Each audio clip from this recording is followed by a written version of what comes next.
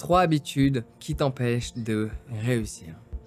Il y a des choses que tu fais dans ton quotidien qui vont t'emmener vers le succès que tu attends. Et il y a d'autres choses que tu fais dans ton quotidien qui vont pas t'emmener dans cette direction. Et j'ai réussi à déterminer 3 habitudes qui vont vraiment impacter soit l'impact de ton succès, soit faire en sorte qu'il n'y ait pas de succès.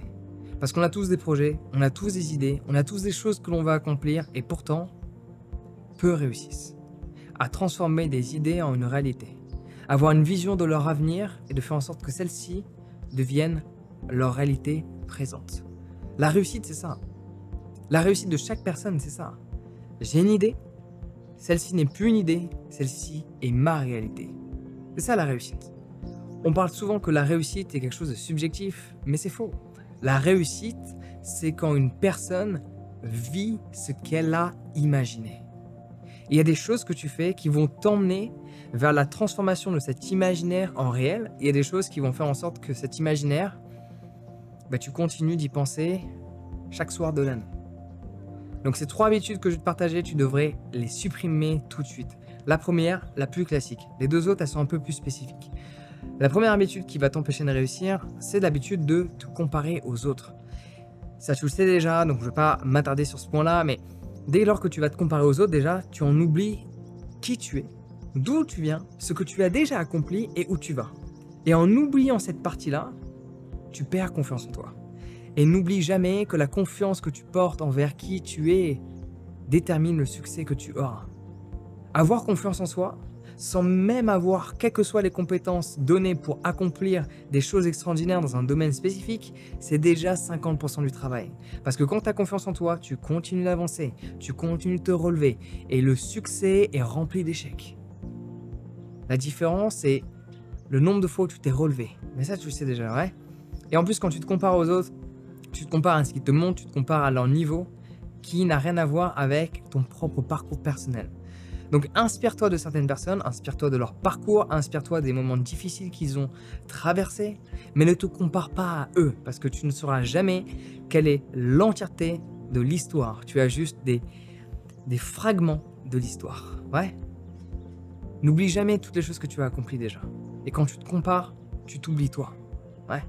Donc, deuxième habitude qui va t'empêcher de réussir, ce qu'on pourrait appeler du micromanagement. Le fait de vouloir micro-gérer tout, de vouloir avoir un œil sur tout, de vouloir tout faire méticuleusement. Tu ne peux pas tout faire. Quand tu as un projet, quel qu'il soit, il y aura toujours d'autres personnes qui peuvent rentrer au sein de ce projet d'une manière directe ou d'une manière indirecte. Il y aura toujours des gens qui pourront t'aider. Donc il faut mettre son ego de côté et oser demander de l'aide, oser se faire aider. Tu ne peux pas tout accomplir seul. Et même parfois des simples petits projets nécessitent la réponse d'une personne, nécessitent l'ouverture d'une porte d'une personne, nécessitent qu'on te montre un chemin, nécessitent qu'on te mette en relation avec une tierce personne. Quel que soit le projet que tu as, tu ne pourras jamais complètement le réussir seul. Cette logique de self-made man, c'est une logique qui est fausse. Personne n'a jamais réussi seul parce que même si on va prendre l'exemple de gens dans l'internet qui se disent « Ah, j'ai réussi seul, j'ai jamais eu de salarié, j'ai jamais travaillé avec de freelance », chose qui est la plupart du temps faux. Ils ont au moins travaillé avec des freelances pour accomplir quel que soit le projet. Donc même si ces personnes ne travaillaient pas directement pour leur boîte, elles y ont contribué. Mais pourquoi cette notion est fausse de réussir seul? Parce que les logiciels que tu as utilisés ont été confectionnés par des gens, il y a des gens derrière le support de ces logiciels que tu utilises, donc il y a toujours des gens qui s'imbriquent dans ta propre réussite.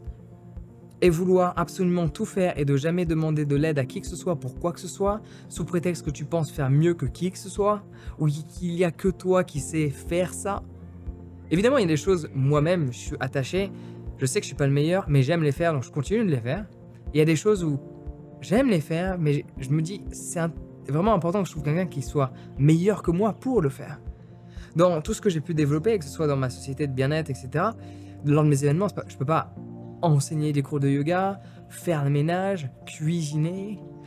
Par rapport à mon activité en ligne, je ne peux pas faire les vidéos, faire les montages, répondre au support, gérer les clients qui ont acheté des formations. Dans ma marque de compléments alimentaires, je ne peux pas faire les envois, démarcher les distributeurs. Non, Tu peux pas tout faire. Il faut accepter de faire confiance à d'autres personnes pour qu'elles fassent un boulot qui peut être meilleur que le tien.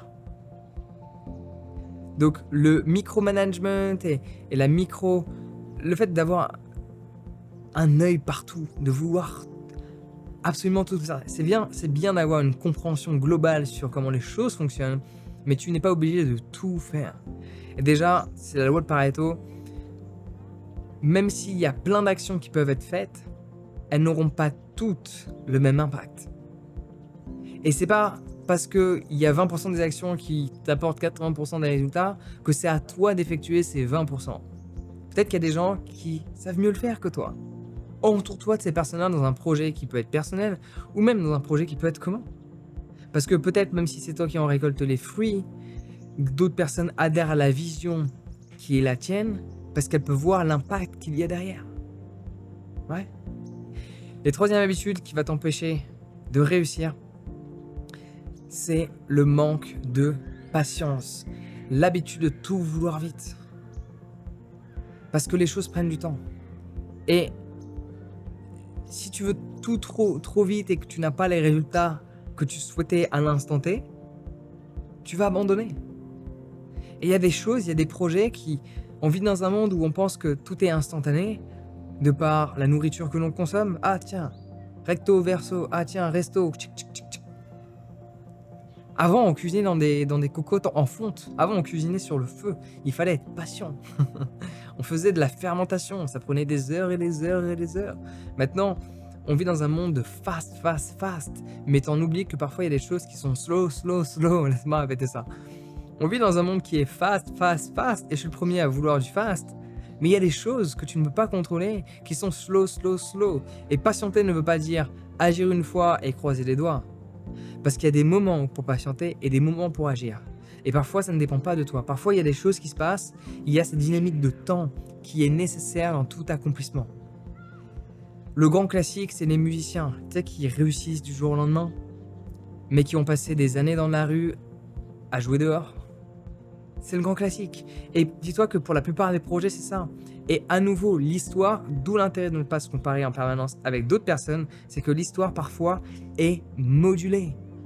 Tu entends une histoire, mais quand tu te renseignes sur celle-ci, tu t'aperçois qu'au final, ils n'ont pas réussi en 2 semaines, et ils n'ont pas réussi en 2 ans, et eux, ils n'ont pas réussi en 1 an. Non, ça faisait 6 ans qu'ils étaient dessus, ou alors ils ont réussi en 1 an, mais ça faisait 5 ans qu'ils étudiaient le projet. Tu t'aperçois que la plupart des gens qui réussissent vraiment, quoi que ce soit, ils n'ont pas réussi d'une manière instantanée, même si tu le crois. Et même s'ils te le disent, c'est pas forcément que c'est vrai, c'est juste que c'est une histoire soit qu'ils préfèrent raconter, soit qu'ils préfèrent se raconter. Se dire qu'on a réussi vite, plutôt que de se dire j'ai passé X nombre d'années sur ce projet. Ouais. Si tu veux en savoir plus sur les différentes clés qui sont essentielles pour réussir quel que soit le projet, il y a des principes essentiels que tu peux découvrir. Je te mets le lien en description. Va regarder ça, ça va grandement t'aider. Sur ce, prends soin de toi et passe une excellente journée.